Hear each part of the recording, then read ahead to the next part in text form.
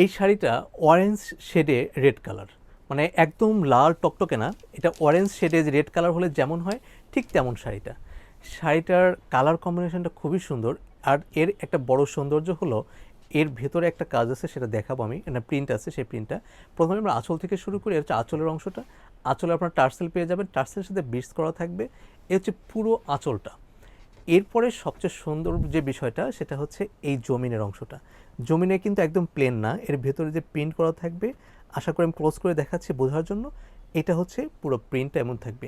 এই পুরো জমিনটা কিন্তু এরকম না, এইটা হচ্ছে কুচি পর্যন্ত, কুচির পর থেকে ডিজাইনটা চেঞ্জ হয়ে যাবে। এবার কুচির পরের ডিজাইন এবং ব্লাউজ পিসের ডিজাইন আমি একসাথে দেখিয়ে দিচ্ছি।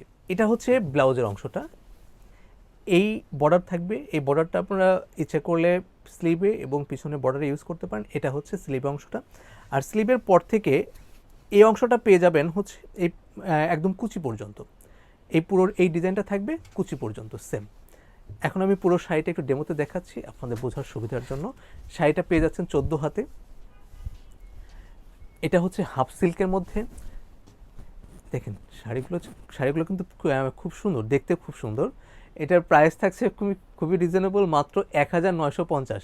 শাড়িগুলোর প্রাইস থাকছে 1950। ধন্যবাদ সবাইকে আমাদের সাথে থাকার জন্য।